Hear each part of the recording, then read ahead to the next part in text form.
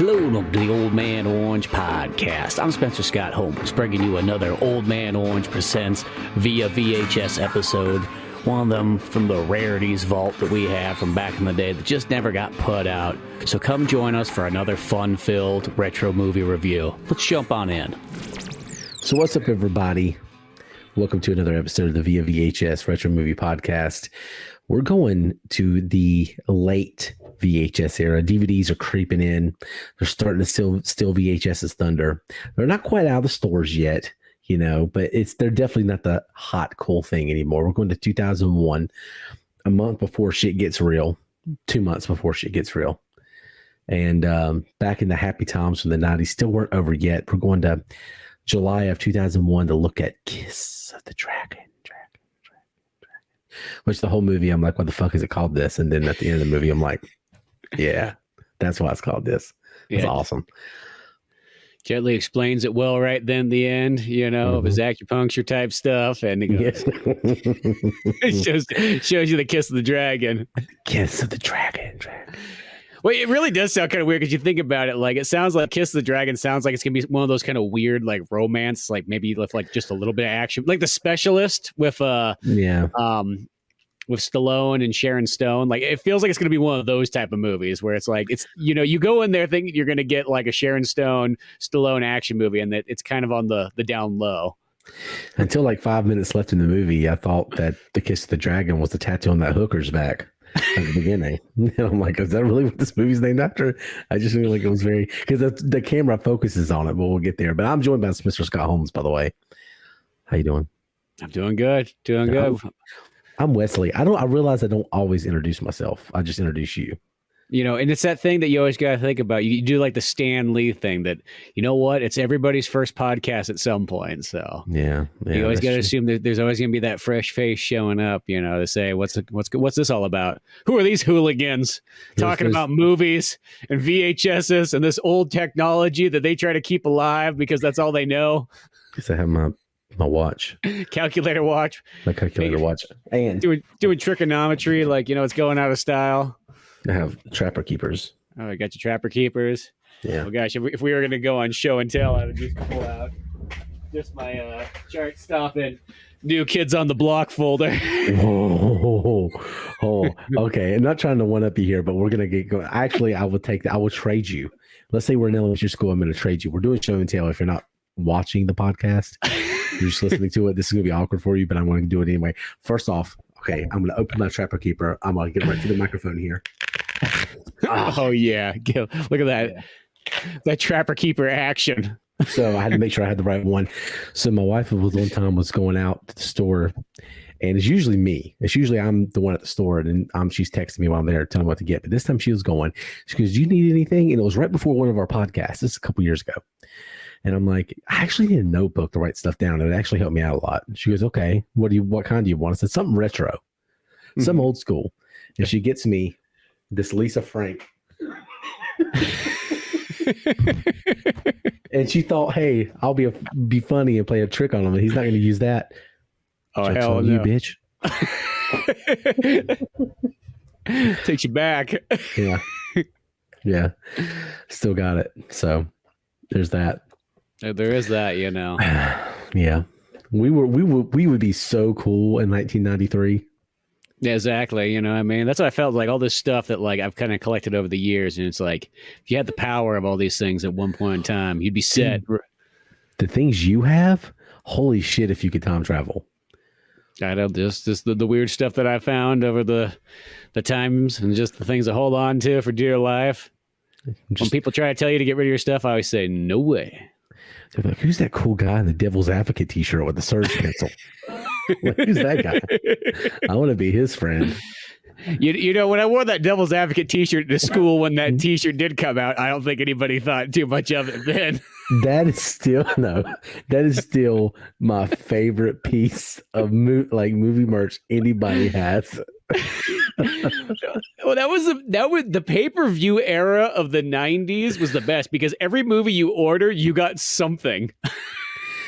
Yeah, well, I mean, it's Air Force One fanny pack too, right? From the movie. Yeah, I got an Air Force One. Like, I don't even know what it is. It's not even really like a fanny pack. It's like an Air Force One, like maybe it's supposed to be like a toiletry bag, I think is what it is. I kept my Game Boys in it is what I did. I just wanted to be in like the meeting where like the pay-per-view movie merch meeting when they're like, okay, how are we going to promote Air Force One? Oh, I know, a pencil holder. Fuck it. Yeah, I agree. That's everybody on board. All right, there we go. Air Force One pencil holder. All right, call up our guys. Oh yeah, well I remember then when I got Batman and Robin, I got a Superman action figure. I mean, it's close. I mean, yeah, we're on the same, brand. Yeah, but it was a pretty cool Superman action figure because it was a Total Justice one where Superman's got the flying mullet going on and everything like that. So it's all well worth it. And then I want to say Superman. The Spice Girls one I thought came with a holographic card or something like that. But it was just that time period where they gave out all kinds of neat stuff with everything. Actually, speaking of Spice Girls, I know we're doing the stupid show and tell thing. Yeah, we're just gonna Spice Girls pin.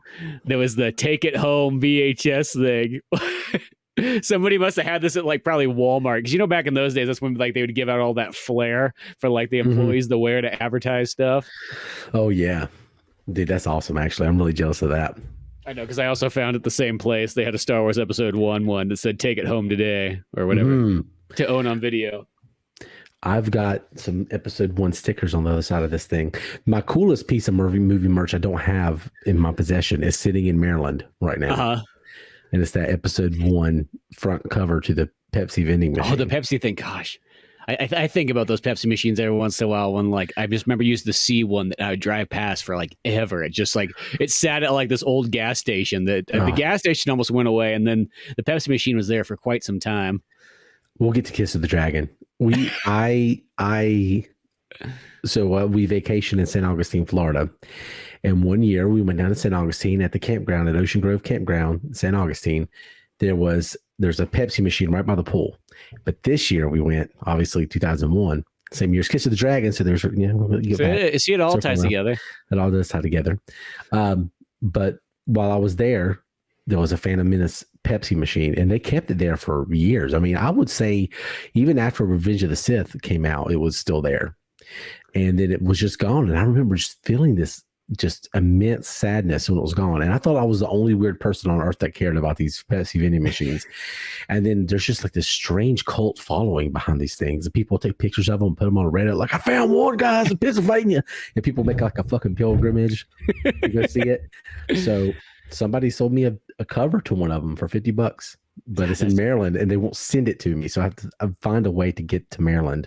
To get there, well, if you get the Pepsi machine to go with it, I do have a sealed Queen Amidala one to go, Diet Pepsi to go in there. That's right. Yeah, we talked about you trying that before, and we decided it was a terrible decision. No, it was just asking for not good death, slow, painful death. It would be like the Kiss of the Dragon. The Kiss of the Dragon. It would be like that, but probably worse, actually. That Richard guy got off much more easier than I would if I drank that Pepsi. What a dick. His name's Richard. All right. Well, we're sitting here reminiscing about 2001. We might as well reminisce about the movie Kiss of the Dragon from 2001, July 6, 2001. So I think we should fire up that rewind review. What do you think? No, I think it's already firing itself up right as we speak. Let's fucking do this shit. All right. Kiss of the Dragon 2001. I had never seen this. We'll get to the review in a moment. I can't wait to talk about this one because I had a lot of fun with it in a good way. Not like when sometimes on this show, when we say we had fun with this, it's a very nefarious undertones because it's like, we're going to rip the shit out of this one. At least I am. And you're going to be nice about it. Like, this is still great, even though it sucked. Slipstream had some interesting things going on. No, this one is actually really good. But before we get to the review, we like to take you back in time. And you can reminisce with us.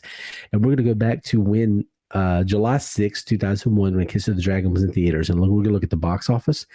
And we're going to look at the music charts. And I'm just going to go ahead and give you some foreshadowing here.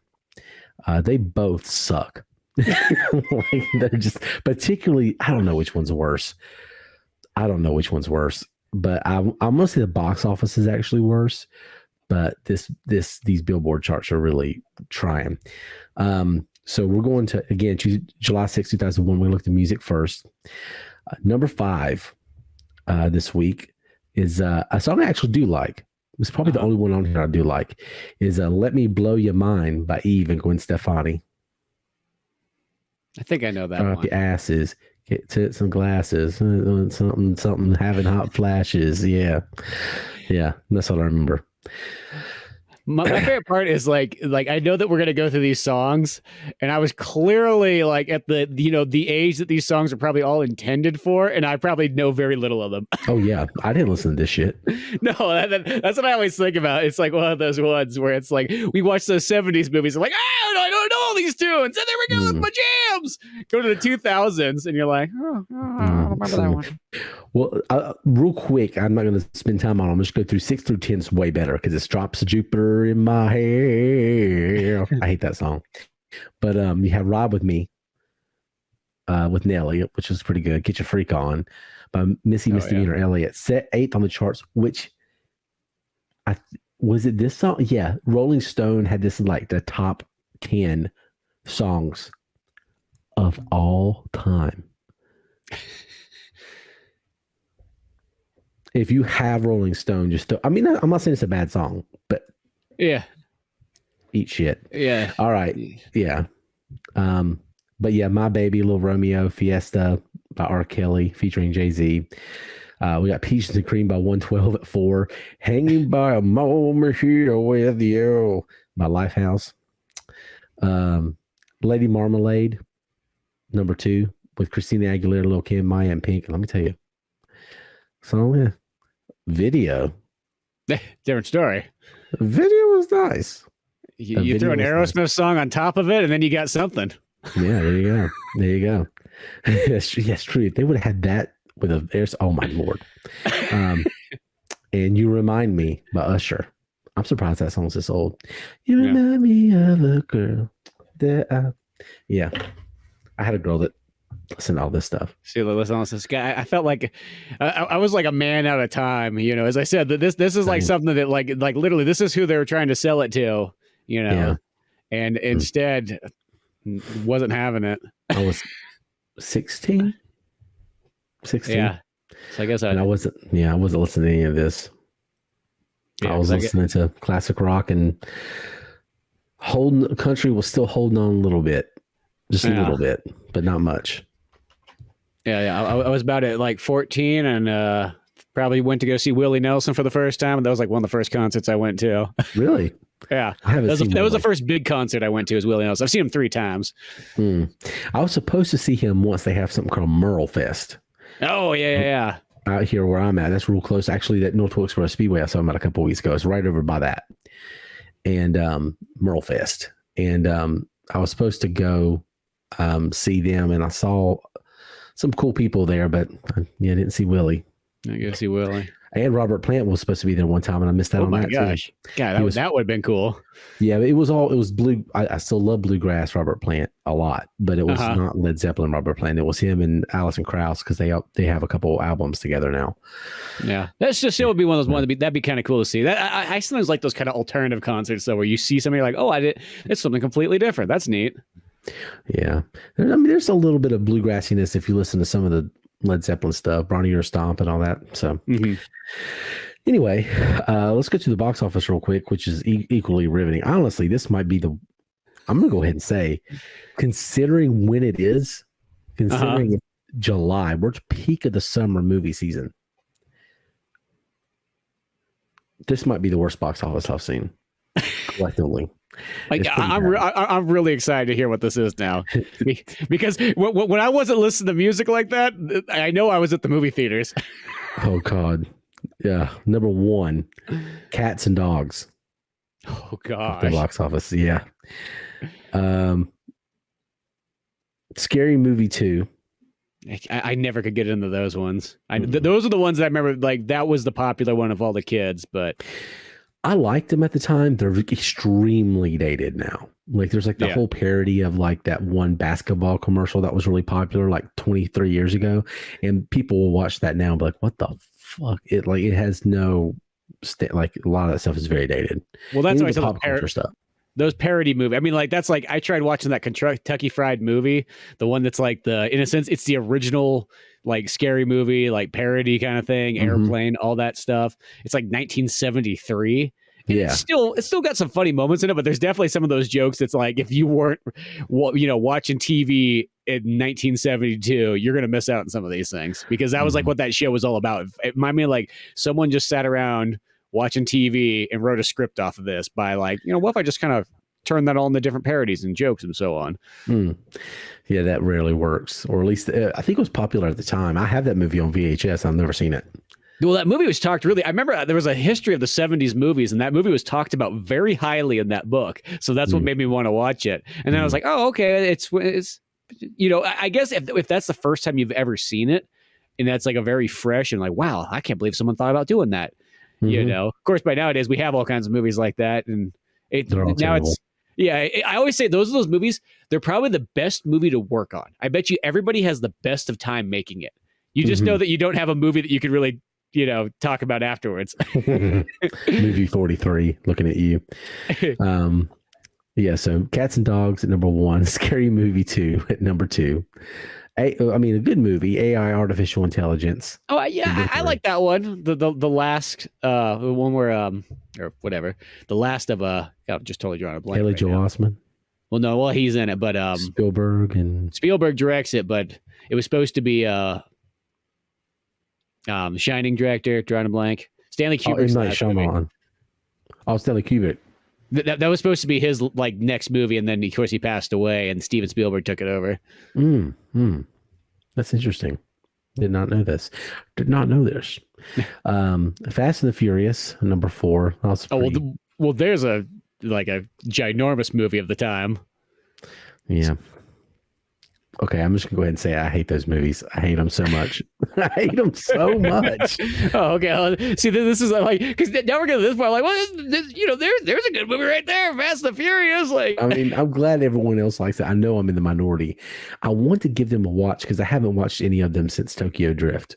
No, I haven't seen any of them since Too Fast, Too Furious. This is the last one I saw. Oh, okay. Well, you've been out of the loop for like 20 years. Decades. Yeah. I saw that when I was working at the movie theater, like one of my first jobs. So it's like, yeah, I haven't seen any of them since then. So I need to, because real quick, one of the people I love on YouTube, Patrick H. Willems, raves about the world building in those movies and how good it is. I'll just have to take his word for it, I guess. But we'll eventually, we'll just do all those one day. Yeah, I said I've always enjoyed it, but the first one, well, it's literally Point Break just with cars. Yeah. Like it literally is the exact same. I think that's why I liked it so much, is because I'm like, well, I love Point Break. So I can't take Vin Diesel seriously. I can't, like when he's like, I live my mile a quarter mile at a time. No, the fuck you don't. I don't see, I believe Stallone is a boxer. I believe Arnold Schwarzenegger is his android that comes back. I believe everything Bruce Willis is in. I do not believe. No. What about him as Riddick? I mean, I thought Riddick was okay. I always feel Riddick was like, that's like, I think the Vin Diesel definitive role, in my opinion. Like that to me feels like that's his Terminator. Yeah, I like Riddick, but I live my life a quarter mile at a time. Like, shut the fuck up. I don't like you. All the guys I didn't like in high school, you're all of them. I don't know. Anyway, Kiss of the Dragons at number 5 at the box office, making $18 million. Yeah, Dr. Dolittle 2, Lara Croft Tomb Raider, Shrek. Tomb Raider. There's some big movies here for me. Okay, I like Tomb Raider. Raider. Shrek. Atlantis, The Lost Empire, Final Fantasy, The Spirits Within. Saw that one. You got to see. You're describing like that. Now I know where I was this 2001. I was at the movie theaters quite often. Crazy, beautiful. Pearl Harbor. Don't even get me started on Pearl Harbor. I was there too, dude. Just hey, that's Michael. That's not historically accurate. Okay, who's gonna remember? A lot of people. Everyone's fucking alive, Michael Bay. Like half these people, like there's going to be veterans that go to this movie that can tell you fuck it, fuck it, Yeah, my grandpa was still alive at that point, and he was in the Navy in World War II. Who gave him that movie? Fuck Michael Bay. Well, Only on that one. Like I understand the attraction of Michael Bay on everything else, but why Pearl Harbor? Why did you give him that movie? I don't know. It's just one of those ones. It's like, that's the movie that I used to, for a while there, when people didn't know who Josh Hartnett was, I would go, okay, when you watch Pearl Harbor, okay, it's got Ben Affleck in it. Well, Josh Hartnett is the guy who's not Ben Affleck. Was he the cuck or the cucky? Which happened? Who got like left out of the picture and then came back? Ben Affleck sold his girl. Yeah. Yeah. And Josh Hartnett's the dude who took the girl because he's Josh Hartnett and he's just a little bit younger and a little bit more better looking and so on. And he fights vampires. Yeah, there you go. You know how that Josh Hartnett thing, he just works his way in. You don't leave your girlfriend alone with Josh Hartnett. Not in 2001. Not in the early 2000s, you don't. No. Maybe now. He and Orlando Bloom, you could just kind of leave. Like 2000s, not safe. Now it's like, who's that guy? Yeah, Orlando Bloom until Johnny Depp came back around for another round. Yeah, exactly. That's why. Anyway, so Kiss of the Dragon. Kiss the Dragon. What position was that one at? Sorry, on this movie list? Oh no, it was number 5. Okay, it was number 5 with 18 million. That sounds about right, because I'll say this. This is that era that, as far as kung fu movies kind of go, this was that sort of comeback era. I feel like there's about 3 eras of American martial arts in cinemas. There's the Bruce Lee and the post Bruce Lee era, which is kind of like the first initial people like, oh, we're starting to get into this stuff. Lasts in the 70s for a bit, dips out. In the 80s, you sort of get that ninja renaissance where there's a lot of those, of course, Ninja Turtles being one of the big pinnacles there, but there's a lot of ninja stuff even prior to that and so on. And then that kind of dips out for a moment. And then when Jackie Chan starts finally making his way to America in full swing with Rumble to the Bronx, and then, of course, Rush Hour being the big one, that brings Jet Li in. And Jet Li has this nice boom from about the late 90s to about mid-2000s. And then after about mid-2000s, kung fu movies are just not allowed to be shown in America ever again in cinemas. Yeah. It's weird because you would think they would have been massive in the 90s. Like they were doing okay, but think of but they were dominated by kids martial art movies. Yeah, that's the thing. Is it's that, or there's kind of the straight to DVD type, or straight to VHS movies like American Ninja, and all like like that kind of stuff. Like that's where it's reserved at. Or you get movies that are like partially kind of kung fu movies. Jean-Claude Van Damme stuff, Steven Seagal. Those kind of like American. America movies. Chuck Norris, but Chuck Norris is all martial arts, so there's nothing wrong there. Yeah. I mean, it's weird how all that worked, but this is one if I could say things I've discovered while doing this podcast, it's one I've said this before, how many movies could have been good. It's just another rewrite. Just to have somebody look over it one time and then didn't go into production, like so many movies have been saved.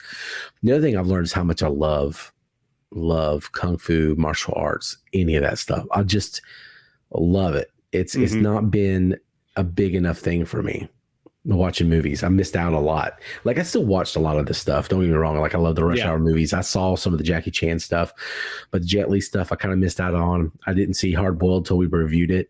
Yeah. So, a lot of those things. So I missed out on a lot of that, but this was fun. This was a really fun movie. Well, these are those movies too. It's like martial arts thing. I've watched it ever since I was a kid, but I feel the older I get, the more and more deeper I get in for my love of martial arts stuff. Like that's one of my favorite genres. Like, it's like that thing that like I can watch martial arts movies like every month and like I never get bored. And this movie was also a big one for me because this was the first rated R movie I saw in the cinemas. Oh, really? Yeah. Oh, wow. So is that like just because you were allowed to at that point, like you were allowed to stay by I guess it's like I remember because I'd see rated R movies, of course, at home on VHS and on TV. Well, TV depending on what channel it is. I guess it's either a rated R movie or it's a PG. Yeah. If it's on TBS, it's not even PG-13. It's like PG. Like once they edit. Son of a biscuit. Yeah, but yeah, and this was also there was a new theater in town too, which is still the theater that's there to this day. But it was a sort of the changeover. And this was the second movie I think I remember seeing in that cinema. The first movie I saw was ironically See Spot Run. And then I think we saw Kiss of the Dragon, like I don't know. It felt like it was only like a week later or something like that. You know, dude, you've been rocking that AMC premieres list probably for like your entire life. Because I didn't get to see, there was a good chunk of my youth where I kind of didn't get to go to the movie theater much anymore, like when my brother and sister were little. And because when I was little, it was all the time because of Alex and all that. But yeah, there was a good chunk there. So I didn't start going back to the movie theaters until 2002. Is when I got a job there. Then I saw fucking everything. Yeah, you kept catching up real fast. Oh god, dude, there was a lot of shit I saw. A lot. Well, dude, and I just think this era, like pretty much when Kiss the Dragon came out, this is the era where like people's parents would just drop us off at the movie theater at like 9 a.m. because movies actually played early back in those days, like you know.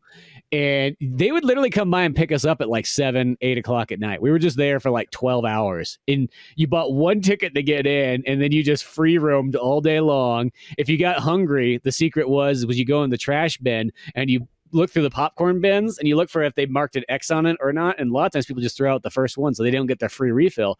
Dump that out, go get the free refill. Now you got something to eat. Yeah, that's brilliant. You know, and you could just and I just remember like there were some times, I remember me and my buddy Kyle, we watched like 9 movies. Like we watched everything that was in there.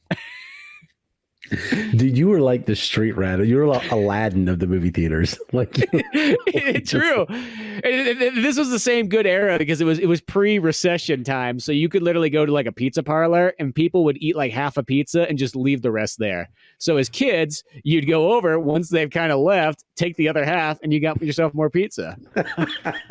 I noticed after 2008, I never saw that happen again.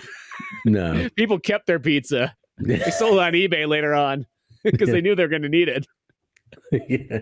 Pizza can have. Shut the fuck up, kid. People are just tossing things out. You know what I mean? They're like, this ain't not a care in the 2007. world. It hasn't been September 11th yet. Everything was going good. Oh man, this is just 2 months before everything went to shit. Kiss of the Dragon, 2001. Obviously starring Jet Li, Bridget Fonda. I almost try to say it's Checky Cairo. Yeah, I'll go with that. Yeah, I'm butchering it. I'm really sorry, but as soon as I saw him, like, the Patriot. He's the French guy from the Patriot. Rick Young, which looks just like the Gangnam Style but older. Like he really does. And then a bunch of people you probably wouldn't really recognize their names. But yeah, director Chris Nahon, I'm assuming is how you say his name. And that's his number one. That's when he says, we go to his filmography, it says known for Kiss of the Dragon. It's the first thing that pops up. So yeah.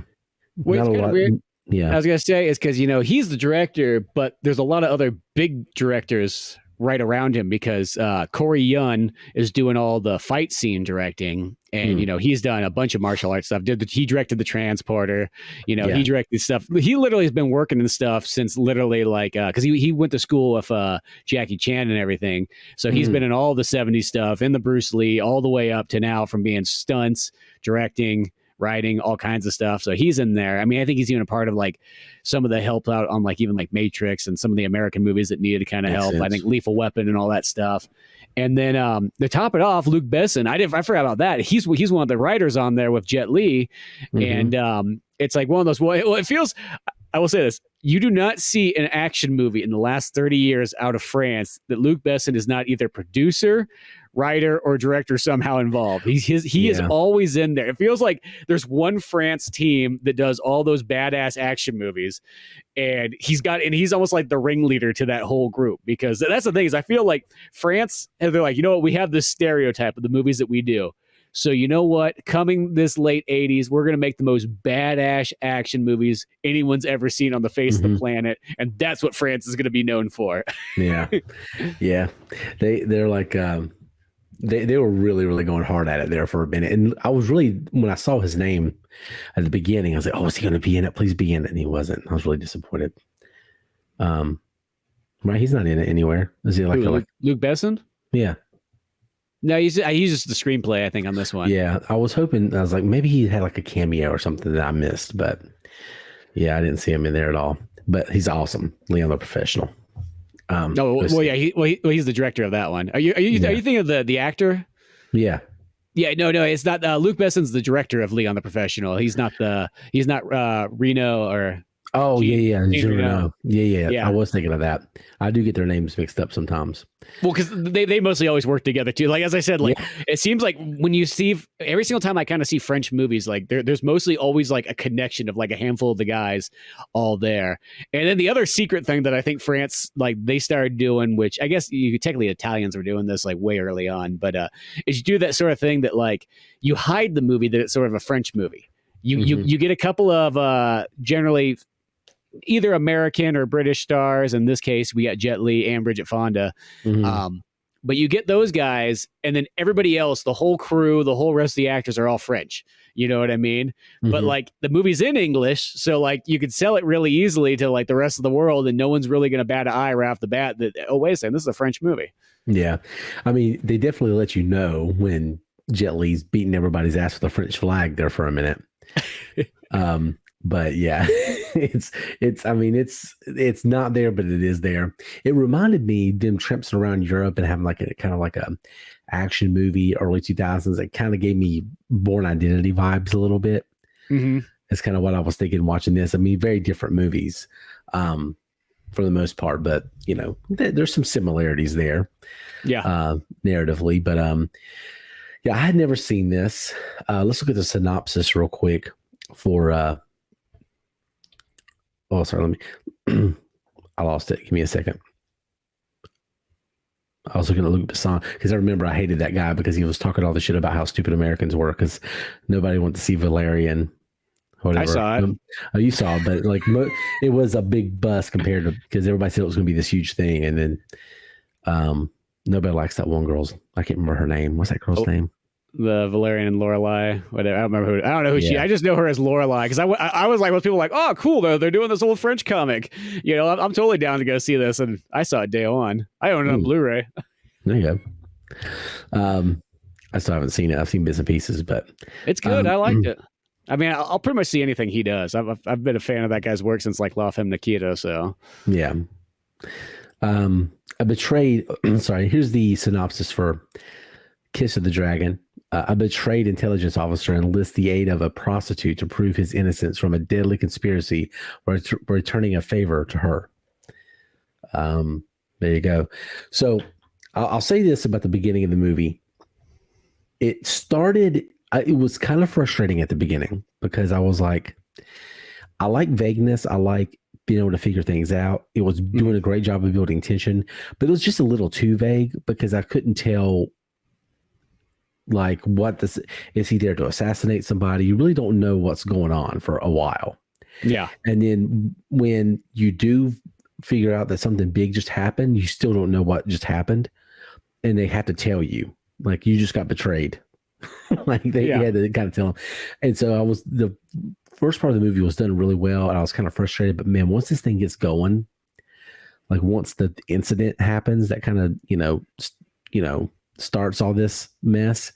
From that point on, this movie is so damn good. I had so much fun with it. I was frustrated early because Jet Li didn't have enough to say. Like, well, who is this character? Why do I give a shit about him? But as the movie goes on, you care about him. I mean, it was a really well structured, good movie. Yeah, no, it's got some great action in it, and I don't know if you remember the trailer, but I just always remember like there's that part where he kicks the pool ball up in the air and kicks at the guy's face. Like that was the part that I remember the trailer would always end on, so you like knew that was coming there, and it's always like, to me, feels like, oh, there's the famous scene of the movie that if they're going to show a snippet of it, it's right that.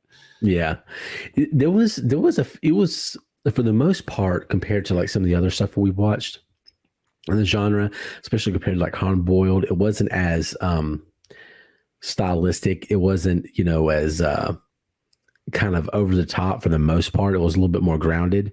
And like the action scenes were like really well shot, and kind of like they tried to be practical as possible, not use many wires or, not use any CGI. And they only used a little bit of either one of those.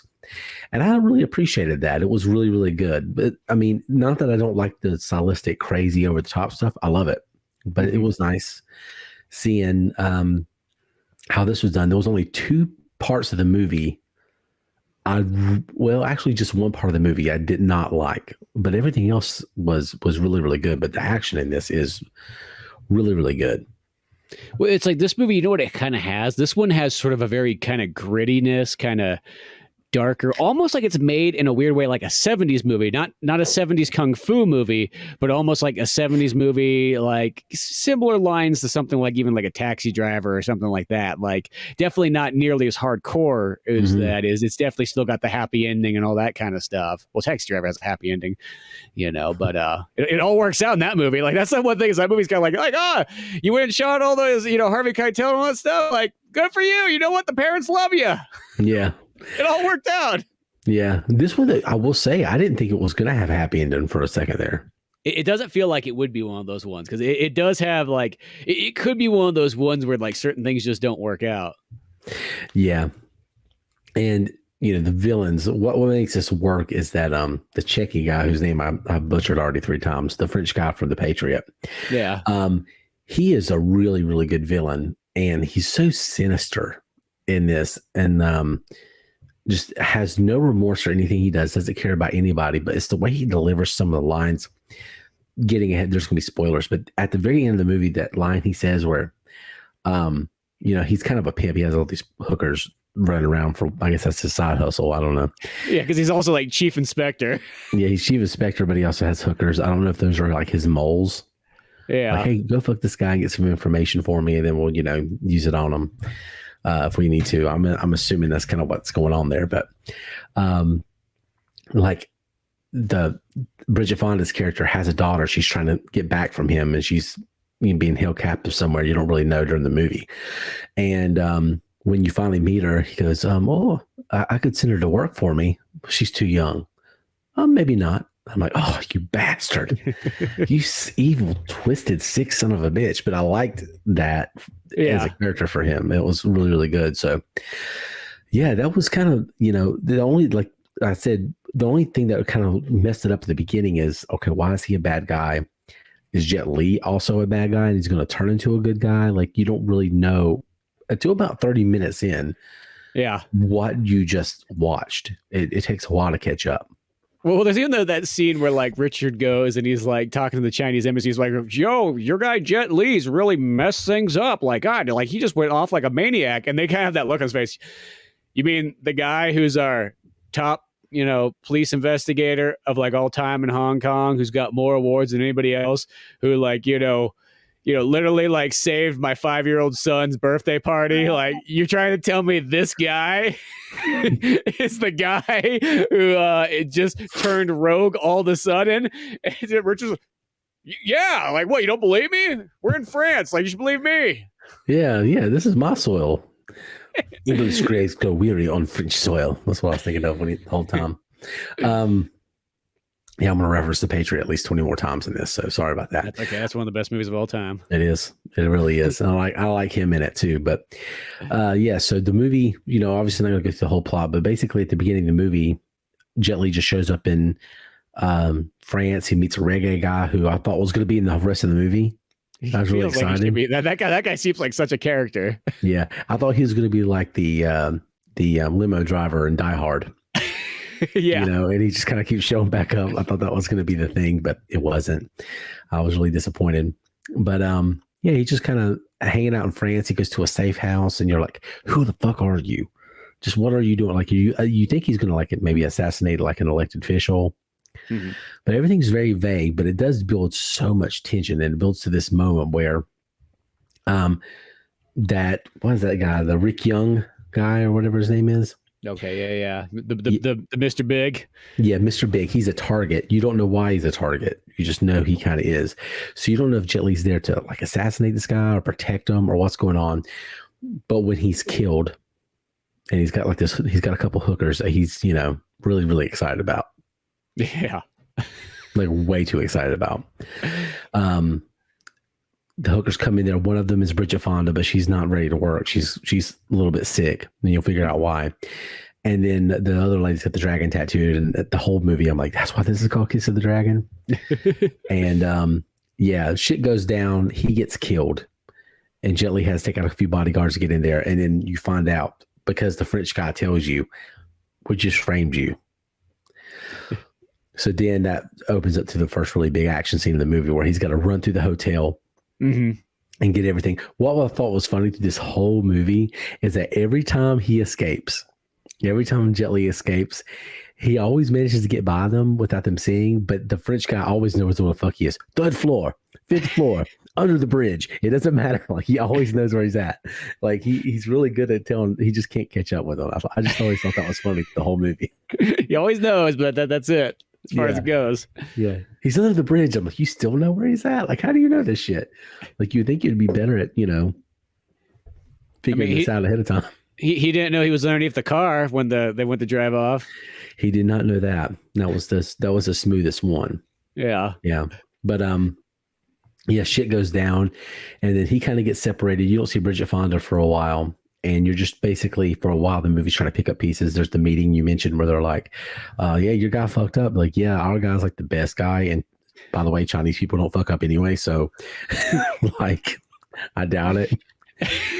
And so yeah, then he's on the run, and that's basically the rest of the movie. And every time he gets close to trying to figure something out, they just fucking assassinate everyone. Yeah, they come in there because he's kind of like, Jet Li's got his like uncle figure or whatever that he goes to like sort of hang out with, who owns like the shrimp cookie making place and whatnot. And he's, of course, that's where Bridget Fonda just happens to be. Her like hooker routes right around there. Hooker routes. Well, actually, it wasn't. Oh no, I guess that's true. But she just sort of barges her way into like Jet Li's life, and literally, like, let's be honest, Bridget Fonda is the whole reason why Jet Li's uncle guy ends up getting killed, is because she just happens to have to force her way in there when Jet Li clearly does not want her around. Yeah, he's like, please get away from me, and she's like, are you gay or something? She doesn't sound like that, but it's a very 2000 thing to be like, oh, he must be gay. He doesn't like women. Yeah. Well, you never been by the hooker before? Like, no, I haven't actually. But yeah, so Bridget Fonda, her deal with her character is she's really good in this. I loved her in this. Her character, what is her? We're so bad with characters' names. Sometimes I don't know. Her name's Jessica, but sometimes I think it's easier to refer to them as their like actor name. Sometimes, or we'll refer to them as another actor that they look like. Is the popular Via VHS thing to do. Yeah. Bridget Fonda's character Jessica, really good character. You don't know why she's involved with the French guy for a while. You think she's just a hooker, and she is, but she's hooking because this French guy's got her daughter. She's from North Dakota. She's a little farmer girl, and she has this kid, and this guy kind of sells her the world. And then he gets her addicted to heroin, and so every time she has a conversation with him, he shoots her up, and she's like, oh damn it, now I'm high again, and becomes a hot mess express for a little bit. But she's just trying to get her daughter back. And so Jet Li and Bridget Fonda have a common enemy in this movie, and it's the French asshole. What's the funny thing is, this is a French movie, and all the bad guys are French in the movie. You think about that? Like even the person, like, she's like, I met a French guy. I thought it was gonna be cool. I was gonna be foreign, everything like that. And then because he was French, next thing you know, on the street being a hooker. Yeah. Well, at least the French are self-aware. I guess that's sort of it, because like that's the thing about it. You're like, wait a second, all the good characters are all like American, you know what I mean, or American or Chinese, you know what I mean. Bridget Fonda, Jet Li, all that stuff. I mean, even Bridget Fonda, you can say Bridget Fonda's daughter might be French just because that's the school she's been in her whole life, but she's still, I guess, probably born American. Yeah, you're right. They did know that. I can't get over how good that Checky guy was. There was another scene. There was he had so many nice little touches in there. But one of my favorite parts is when they kill. Jet Li has all this crazy stuff where he's trying to get in touch with one of his contacts, one of the people from his government, and he goes to like a locker to get a phone out. Then opens up another locker and there's a ton of guns in there. It felt very Born Identity again, which just came out before Born Identity. But he has to run away. And when he finally meets one of his contacts, it was the main guy that was defending him at the, when he was talking to the French guys, he gets shot. And, oh God, where the fuck was I going with that? I'm talking about, oh yeah, nice touch. So he gets shot and they kill, one of his main guys. So he has to flee again. But when his body's in the morgue or whatever, the French guy's looking over him. He's like, well, they have 1 billion of them. They're not going to miss one more. So just send them some flowers or something. And they're like, wow, how much? He goes, I don't know. And he takes the dead guy's wallet, gives them the money, says, this much. And I'm like, man, what a dick. I love it. Yeah, exactly. It's like he's still gonna get that across the flowers, but he's not gonna use any money except for whatever the guy had on him. Yeah, what a dick nugget. Oh man. Yeah, no, that guy plays such a good villain. It's the second half of the movie where it was a lot of character building for a while, and it was all good, and just kind of figuring out the relationship between Jet Li and the hooker. And then as that when that finally kind of comes to a head and all that's going on, that's when you get that really badass fight scene with, one of the pimps and his giant 7-foot tall black guy that comes out of nowhere. Yeah, who's just ready for like title fight. He really was. He was just prepped and ready for that. Like I was sitting there thinking, because y'all could have used this guy earlier. It just seems like, I guess they were saving him for like when they really needed him, but he definitely gave individually, I think he gave Jet Li the best fight in this. Yeah. No, I think so. I mean, there is that other cool fight where you had like the twin blonde guys that look like they both could be stand-ins for Guile out of Street Fighter, but They did. But that scene at the end's kind of cool where he has to fight those guys and they're in the glass office area and whatnot. Mm-hmm. Oh yeah, it becomes the whole action scenes at the end are just amazing, like all through it. But yeah, you have that big fight scene. Jet Li figures out how Bridget Fonda is attached to this whole thing. They become friends because they have a common enemy, and then he's got to go help her get her daughter, and then it's just mess throughout. But I thought the action scenes were so well done in this. I think most of the crazy stuff, if there was any like non-practical stuff, was used in the fight with the twins. It felt like, because they were doing some crazy flips that just felt like out of this world. Yeah, well, I think for the most part, that was the whole thing. It was like there was sort of that like post or right around the Matrix era, and people were kind of going back, Crouch Tiger, Hidden Dragon, and everything like that, and everything was kind of going a little bit more wire fu again, just like it was like the 50s, but or 50s going in the 60s era. But and it's like I know that was kind of one of the big things is Jet Li wanted to kind of ground it, but I want to say that because there's like 3 movies that I always kind of think of in Jet Li's kind of catalog that all kind of remind me almost like an unofficial trilogy. They're, of course they don't, not the same character or anything like that, but there's Romeo Must Die, Cradle to the Grave, and then this movie, Kiss of the Dragon. Like these 3, they all kind of came at the same time. And I want to say this was the 3rd one in the list. I could be kind of wrong, but I want to say it went like Cradle to the Grave, Romeo, then this one. But they all kind of got that sort of rap soundtrack to them in a sense, that kind of like that hip hop martial arts, combination, and there's just some like, which works, by the way. It's one of those, that's like that thing that's like it combines so well together that like that Wu-Tang Clan kind of vibe. It's like what is it's the same thing of like anime. Like it's just like when you see like Afro Samurai and Samurai Champloo and all that stuff, like that hip hop and martial arts and samurais and all that stuff just like clicks so perfectly in a weird way that doesn't say like on paper. I feel like no one would have ever thought like, but it works so well. And Jet Li just kind of like had that going really well, because this is just like his pinnacle when he's just on top. Like it's weird because Jackie Chan kind of comes in and hits real hard, but I think maybe because he's a little bit older, it's like we need a younger guy by this point. And then Jet Li fills that void for like, hey, here's the guy for like all like the 15-year-old kids to root for, in high school. And that was like what Jet Li sort of was. I mean, and then some of his movies get like hardcore on hitting that like 15-year-old kid one. Like, you ever see Jet Li's The One? Mm. No. Jet Li's The One has one of the best, but like in like a funny kind of way you can kind of say it endings. Jet Li has to fight Jet Li at the very end, and it's outside and it's raining, and the song that they use while he's fighting each other is the "Let the Bodies Hit the Floor." Like, it's one of those ones when you see that scene, you know where you were in 2003.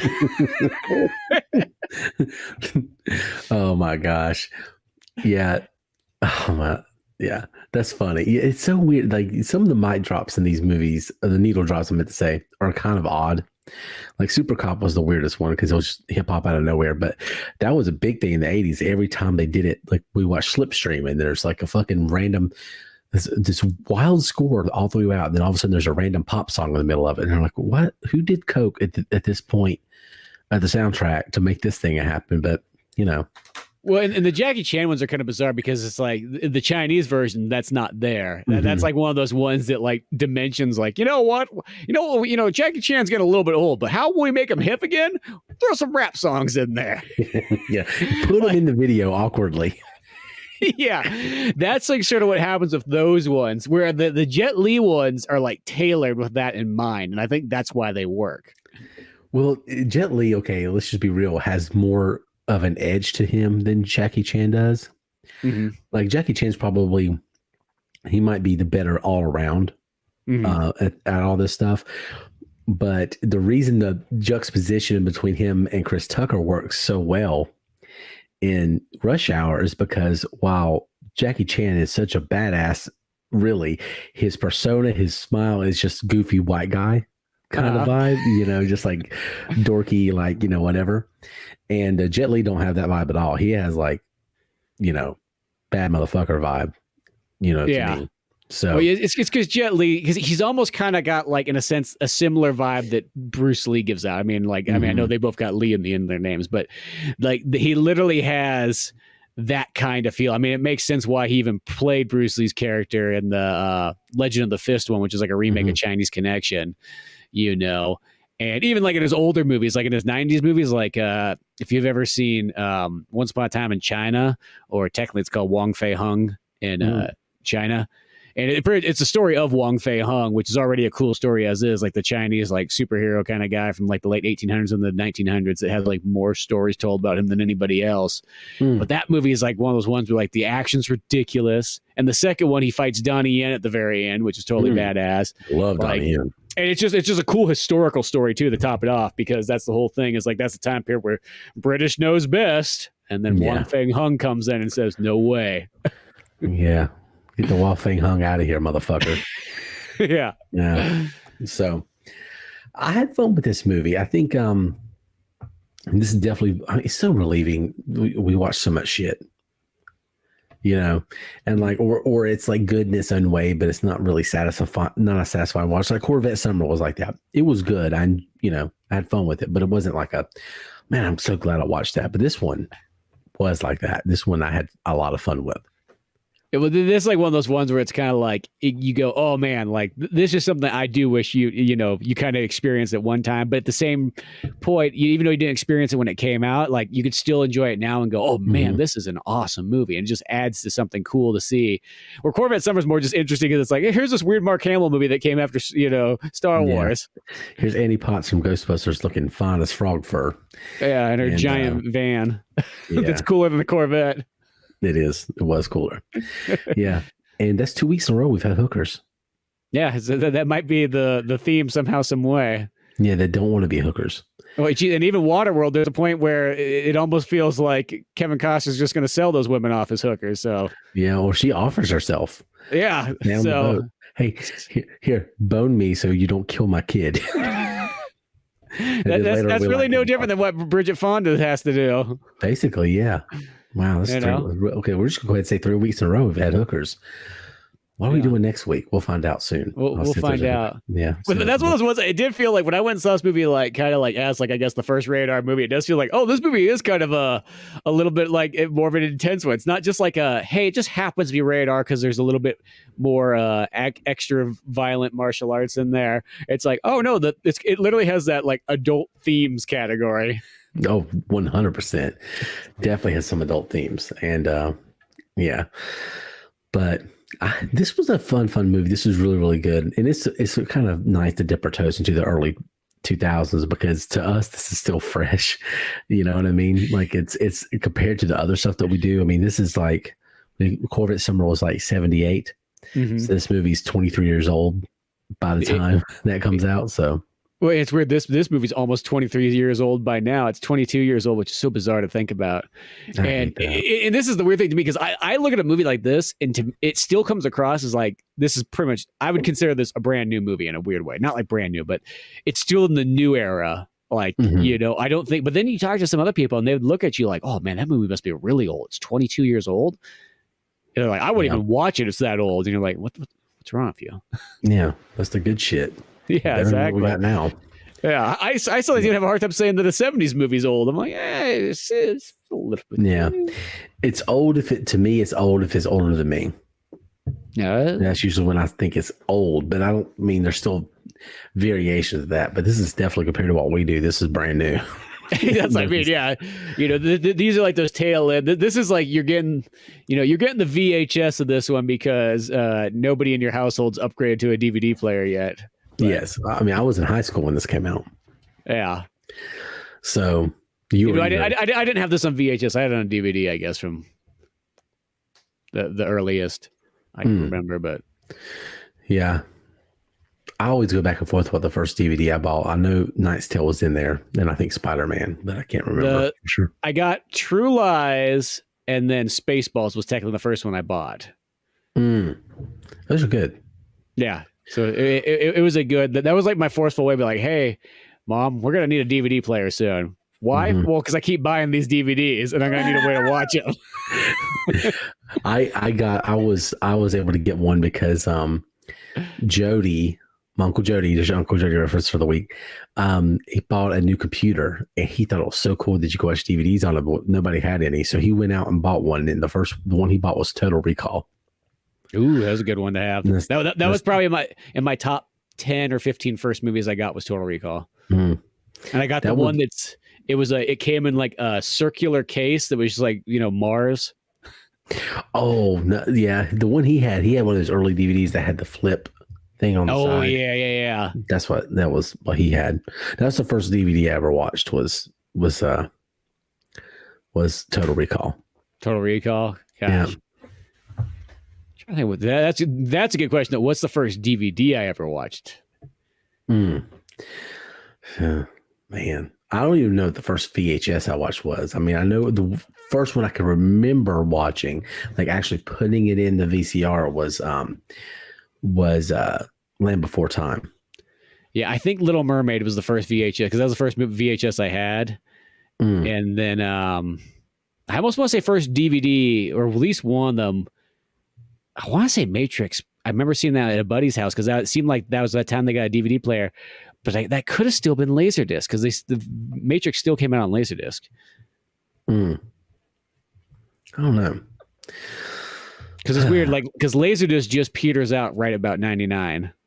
Like it's one of those ones because I was doing my Arnold Schwarzenegger collection of Laserdisc movies, and I have about all of them except for 3 now. I went on like a month spree of catching up on all the ones I was missing. Dang, and I was looking I'm like, I wonder, do they have an End of Days Laserdisc? And I couldn't find an End of Days one. So I'm assuming that was like the last Arnold Schwarzenegger movie that was not put on well, I guess the last one was Jingle All the Way that was put on Laserdisc, but I don't think they made End of Days on Laserdisc. Jingle All the Way. That one's oddly expensive. I don't know why Jingle All the Way. It's like $35. I can't find one cheaper than that. I'm like, you think there would have been a lot of copies of that movie? Like, it would have been like True Lies that you're just getting it with everything you buy. Yeah. Jesus. True Lies, and now you can't even get it. No, I have my True Lies Blu-rays from Spain. That's the only place I remember this. Yeah, Spain is the thing that, like, you know, when other countries fail you in bringing out a good version, Spain will bring you out one. My Super Mario Brothers movie is also from Spain. Oh, of course it is. I have to remember that. Well, 2001, it was fun to go back to high school and look at a movie that I missed at the time, but I wish I had watched because I would have stayed up late nights watching this thing and binging it. It definitely would have been on the playlist. But yeah, Kiss of the Dragon, you never seen it. I rented it. It's not, I don't think it's streaming anywhere right now, but you could find it. It's there. Yeah. There is a version on Daily Motion that I was going to watch, and I was like, this can't be how the movie starts with these bunny rabbits. That can't be it. And then it was, and I still don't understand what the meaning was of the dead rabbit. Oh yeah, God, that's like such a weird, like, that's like one of those ones, are you in or are you out scenes? You know what I mean? Like, Yeah, if you at can't the handle very the dead beginning. bunny rabbit at the very beginning, like, Yeah, but like that was that's just like two steps away from just being like a dog eating another dog at the very beginning of a movie. Was there just a dead rabbit out there and they just filmed it because it was like, oh, we can film this other rabbits eating around the dead rabbit and show how cold and callous they are. I think so. I don't know, because I forgot about that scene until you mentioned it. I'm like, oh yeah, that is the beginning of this movie. Yeah, it's the weirdest fucking, like, it started. I started on Daily Motion and I literally rented it because I saw that and I'm like, there's no fucking way this movie starts like this. This is not right. So then I went and rented it and I was like, oh, well, I was wrong. It doesn't start this way. It never comes back to that rabbit. It's like that that explains the rabbit. that must be a very French artistic like thing what to the have. fuck was that? And I think that was a real dead rabbit too. I think so. Yeah, it did not look, it was a very practical effect.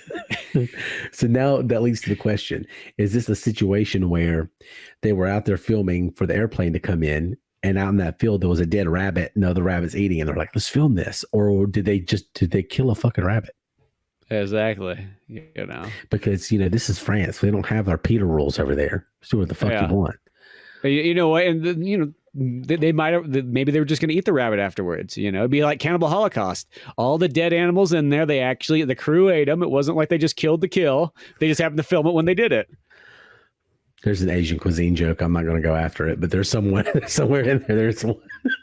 But yeah, it's just, I don't know. The whole opening of this was so weird. I literally stopped it. I was watching Daily Motion and I was like, I'm at the wrong movie. I'm looking at the wrong thing. I don't care what this is. And then go on Vudu and I'm like, where's this fucking rabbits again? Like, what are we in for? And then 45 seconds later, you forget about the rabbits. See, now I wonder if on that Daily Motion one, if that's good, because as I said, there was I read that there was a little bit more of an extended cut in France only, where there's a little bit more violence. Well, the weird thing on the Daily Motion one was it still was a little different at the very beginning. It showed the rabbits, but I don't remember seeing the dead rabbit. So I don't know. And then in China, they couldn't play this movie. Ironically, it was too violent. And Jet Li went on a whole tyrant going like, come on, dude, like creativity, freedom of expression. China, don't be such a bitch. Well, is this really more violent than Super Cop? I mean, I think it's got more adult themes. I think that's more what it is. It's like, it's not necessarily violent. It's one of those movies. It's like borderline, in my opinion. I think it's like a hard PG-13 that just has a couple things that turn it into an R. Like, yeah. I don't, I mean, if you cut like, probably less than 30 seconds out of this movie, it's easily a PG-13 movie. Like, it's just, there's a couple slight violent scenes. There's a couple F-bombs. And I think that's about it. Maybe some very, very minor. There's there's no nudity in the movie. China didn't like it because of the big black guy in it. Yeah. he was too imposing, I guess, but yeah, well, it's just like Star Wars. They made him take John Boyega off the posters. And Disney did it because they're all about inclusivity because fuck Disney. What? I didn't say that. Yeah, okay. Yeah. But yeah. As I said, that's the weird thing is this movie just, to me, it feels like it's maybe a hard PG-13 is what I'd really truly call it. Yeah, it's definitely, I agree with you. I think you're right. It's the adult themes that separate it from Super Cop. Yeah. And some other ones, because I don't feel like definitely not more violent than Hard Boiled. Well, hard boiled is a full R though, I think. Yeah. But I'm just talking about in terms of it being shown. Yeah. The only thing I think of it's probably just the hooker thing, but because that I bet you that's what it is. Because even like in Jackie Chan's American movie, The Protector, the one where it's kind of like a Dirty Harry Jackie Chan movie, which I think it's actually cool. Jackie Chan hates that movie, but like I think that's actually kind of a neat movie because it's just different. When Jackie Chan went to re-edit it himself and take it away from the Enter the Dragon guy, he cut out all the hookers in it and so on in the movie. So maybe that's what it is. Yeah, maybe there's just like a big anti-hooker movement out there in China. Yeah. Oh, because they don't want to have any more kids. Yeah. Yeah. Maybe that line where it's just like they asked Jet Li, like, "What? You never been of a hooker?" Like, like that's just something you do on a Tuesday. Here in France. Yeah, it's just so common. Yeah, you take your baguette, you shove it in one, and go off to work. Yeah, well, not being of a hooker is like being someone who doesn't smoke cigarettes. The French. Well, anyway, I hope this was coherent enough for everyone listening. This was definitely an ADHD special review of there's some stuff I'll have to trim here. We were just trying to figure out why this wasn't played in China. At the end of the day, that's what it all sums up to. Why the dead rabbit? Why wasn't this played in China? There's the dead rabbit. I don't know. Maybe that's as far as they got. Maybe it was. Maybe they started off like, what the fuck is with the rabbit? Yeah. I don't know. We don't really have a good explanation for the rabbit. It's just there. So the rabbit's weird. Anyway, thank y'all for listening. If you made it to the end of this somehow, if you want to discuss this movie with us, you can go to @Via VHS on X, formerly Twitter, the artist formerly known as Twitter. You can find us on Facebook, Instagram at Via VHS Pod. You can go onto the Tiki Talkie and find us there at Via VHS. And there you go. Also, you can go to oldmanorange.com and find all the great stuff Spencer does. You could find Pizza Boys comic, which there's some new work on the horizon. Yeah, very close. Getting very close. I have to do some research on that for you. And some other stuff. So keep an eye out on that. Obviously, Old Man Orange podcast and all that stuff. There's links everywhere for that. So thank y'all for listening. Y'all have a good one. If you have any answers on the dead rabbit, please let us know. And Via VHS is out.